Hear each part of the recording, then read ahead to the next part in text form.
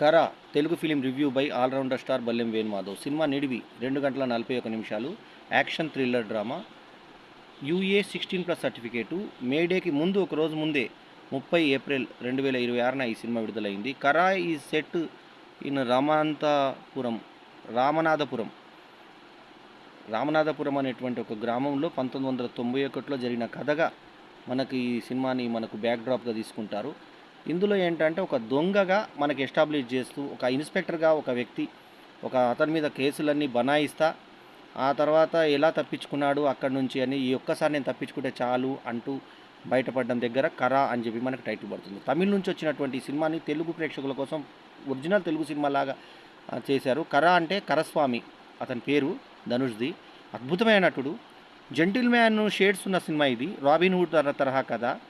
So ఇందులో ఒక నేపథ్యం చాలా బాగా తీసుకున్నారు. పంచాజన యూనియన్ బ్యాంక్ అని ఒక బ్యాంకు వాళ్ళు చేసేటువంటి అక్రమం ఏంటంటే, రైతుల దగ్గర వెళ్ళదని తెలిసినా కూడా అవసరాన్ని క్రియేట్ చేసి ట్రాక్టర్లు వాళ్ళకి అంటగట్టి ఆ ట్రాక్టర్ కింద వాళ్ళ పొలాల్ని రాయించుకొని వాళ్ళు కట్టలేని పరిస్థితుల్లో ఉన్న తర్వాత ఆ పొలాన్ని లాక్కోవడం, ఆ తర్వాత అన్ని రూల్స్ అన్నీ కూడా వాళ్ళకు అనుకూలంగా రాసుకోవడము, ఎన్నో హిడన్ ఇవి రూల్స్ అన్ని సన్న సన్న అక్షరాలతో రాసేసి వాళ్ళని మోసం చేసేటువంటి కథని విఘ్నేష్ రాజా డైరెక్టర్ రైటర్ రాసుకుంటే దీన్ని ఇషారి కే గణేష్ నిర్మాతగా తెలుగులో అందించాడు. సో అల్ఫ్రెడ్ ప్రకాష్ ఒక రైటర్ అయినటువంటి సినిమాకి విఘ్నేష్ రాజా కూడా సహకారం అందించగా జీవి ప్రకాష్ కుమార్ అద్భుతమైనటువంటి మ్యూజిక్ని అందించాడు. మ్యూజిక్ మనకు జీవి ప్రకాష్ మేనమామ మనకి తెలుసు కదా, మనకి ఏఆర్ రెహమాన్కి బంధువు.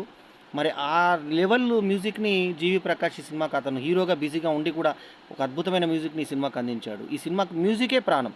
శ్రీజిత్ సారంగ్ ఎడిటింగ్. ఇక ఎడిటింగ్తో సహా ధనుష్ పర్ఫార్మెన్స్ గురించి ఎంత చెప్పినా తక్కువే.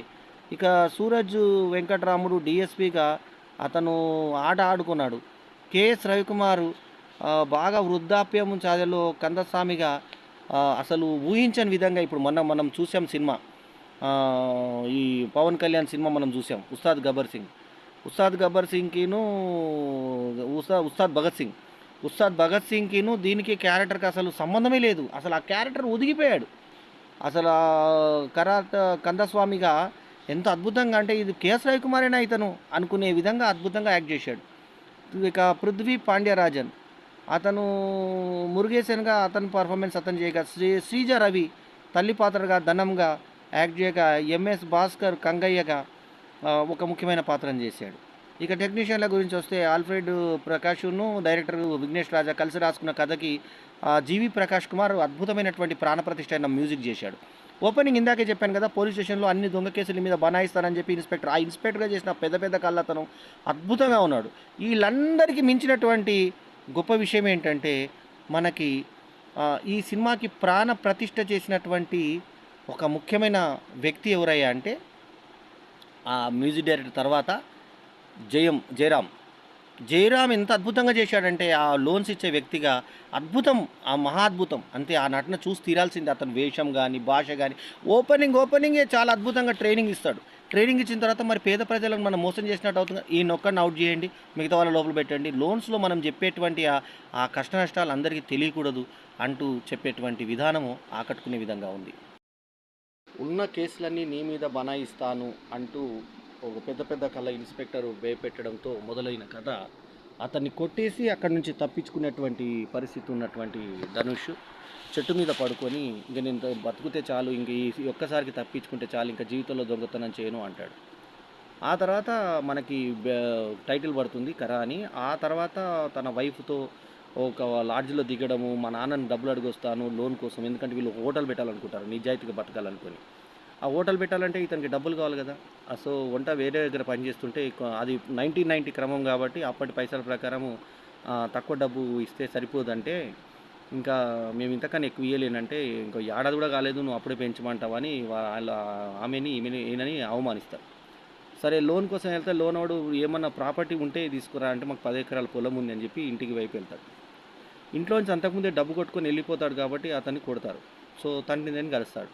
కేఎస్ రవికుమార్ని పూర్తిగా మనము భిన్నమైన రూపంలో చూస్తాం మనం.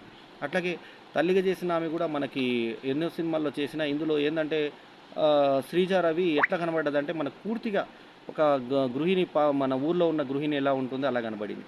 సరే అట్లాంటి పరిస్థితిలో ఉన్న తల్లిదండ్రులను చూసిన తర్వాత తండ్రి ఇతను ఎందుకు వచ్చాడో ముందు బస్తా ఎట్లా మోయాలో చూపిస్తాడు. అది ఫైట్‌లో తర్వాత ఉపయోగించుకుంటారు. అది విధానం బాగుంది మనకు. బరువు ఇలా తీసుకో, కడుపు మీద ఇట్లా ఏసుకో, బలం వేసుకుంటే భుజం మీద తీసుకుంటే అప్పుడు మనం మోయగలుగుతాం మూట అన్న టైప్‌లో చెప్తారు. చెప్పిన తర్వాత మొత్తానికి ఆ మూటలాగా మనిషిని కూడా ఇన్స్‌పెక్టర్‌ని కూడా అలాగే కొడతాడు తర్వాత. సరే మొత్తానికి ఏంటంటే ఈ ఇంటికొచ్చాడు అడగడానికి ట్రై చేస్తే ఆల్రెడీ ఈ ట్రాక్టర్ల దగ్గర తన పొలం తనఖా వెళ్ళిపోయిందని తెలుసుకొని బాధపడతాడు. ఆ తర్వాత ఆఫీస్‌కెళ్తే ఆ తనఖా వాడు ఎంత డేంజరో మనకు ఈయన జయరాం రూపంలో మనకు చూపిస్తాడు. ఇతని ఫ్రెండ్ ఒకతను మామ లాంటి ఒక వ్యక్తి అతను హెల్ప్ చేస్తాడు. వెళ్ళిన తర్వాత ఇంకా అక్కడ అర్థమైంది ఆ ముఠా పెద్ద ముఠా ఇది. వీళ్ళు అంతా రైతులను ఎరవేసి వాళ్ళకు అవసరాన్ని క్రియేట్ చేసి ట్రాక్టర్‌ని లోన్‌కి ఇచ్చి ఆ తర్వాత పొలాలు గుంజుకునేటువంటి దొంగలు వీళ్ళు అన్నట్టుగా అర్థమైపోతుంది అతనికి. ఆ తర్వాత ఎట్లాగైనా సరే తుదముట్టించాలి వీళ్ళని అని చెప్పి వాళ్ళ బ్రాంచ్‌లు ఎక్కడెక్కడ ఉన్నాయో ఓఆర్ఆర్ పక్కన ఉన్నాయి, హైవే పక్కన ఉన్నాయి, రోడ్ పక్కన ఉన్నాయి అన్నీ వెతుకుతా దొంగతనం చేస్తుంటే అందులో ఉన్న జయరామే తన మనుషులతో దొంగతనం చేసేసి బయట వ్యక్తి ఇతని మీద ఏసేస్తుంటాడు. సో ఇదంతా నేపథ్యాన్ని పోలీస్ ఇన్స్‌పెక్టర్ ఛేదించి ఇతను మంచివాడని చెప్పి లాస్ట్‌కి ఇతన్ని వదిలిపెట్టడము.